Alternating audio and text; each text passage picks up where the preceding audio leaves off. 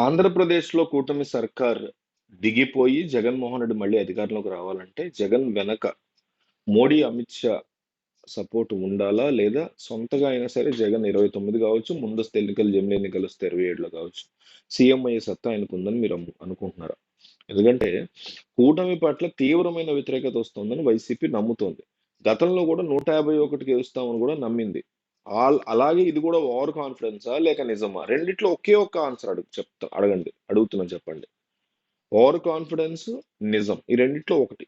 నిజాయితీగా చెప్పండి. ఎందుకంటే ఈ వీడియోని నేను సజ్జల సన్నిహితుల వద్దకి జగన్మోహన్ రెడ్డి, వైఎస్ భారతి కామెంట్లు చదివేలా నేను చేస్తా. ఇది నా బాధ్యత. నేను ప్రామిస్ చేస్తున్నా.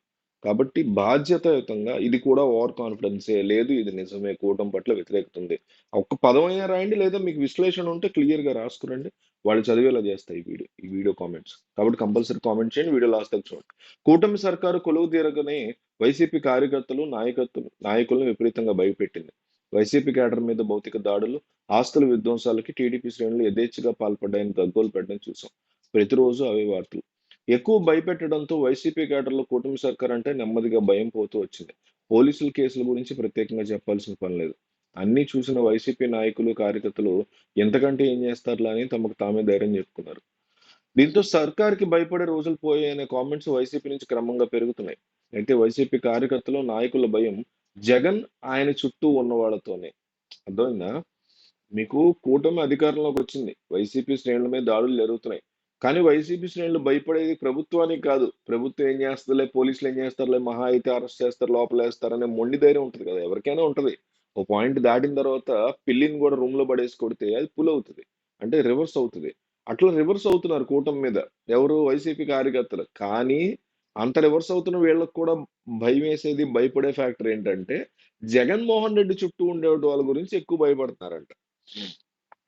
సో, ఆయన చుట్టూ ఉండేటువంటి వాళ్ళతోనే భయం. కూటమి సర్కారు దాష్టీకాలకు వ్యతిరేకంగా పోరాటకు తప్పని పరిస్థితి ఏర్పడిందని, అయితే మళ్ళీ జగన్ సీఎం అయిన తర్వాత తమ పరిస్థితి ఏంటనే ప్రశ్న ఉత్పన్నమవుతుంది. వైసీపీని అధికారంలోకి తెచ్చుకున్న తర్వాత తమ తలరాతలు జగన్, ఆయన కోటరీ ఏ విధంగా రాస్తారు అనే భయం వీళ్ళకి వెంటాడుతుంది. వైసీపీ కేడర్ ఇప్పుడు కూటమి నేతలకు భయపడట్లేదనేది వాస్తవం.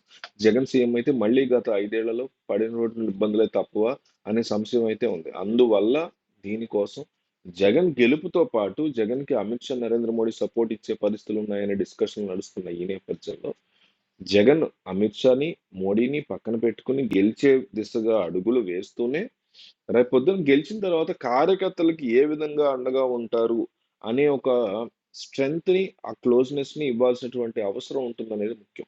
వైసీపీ అధికారంలోకి వచ్చిన తర్వాత జగన్ ఏ సజ్జలకో, వైవీకో, విజయసాయికో తమ బాధ్యతలు అప్పచెప్తే అంటే మళ్ళీ గెలిచిన తర్వాత అప్పుడు పరిస్థితి ఏంటి? అంటే గతంలో ఇబ్బందులు పడ్డాం గదా! వాళ్ళందరికీ వాళ్ళ చేతిలో ఇది పెట్టడం వల్ల మళ్ళీ వాళ్ళ చేతిలోనే పెడితే మా పరిస్థితి ఏంటి? ఇంత కష్టపడి అనే ఫీలింగ్‌లోకి వాళ్ళొచ్చేసారు.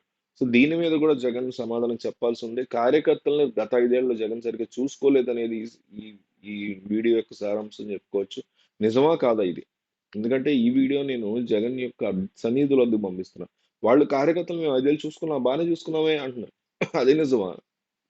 చూసుకున్నారనేది నిజమే. చూసుకున్నారు. చూసుకోలేదంటే చూసుకోలేదు. ఎందువల్ల మీకేమైనా ఎగ్జాంపుల్ తెలిస్తే కూడా కామెంట్ చేయండి.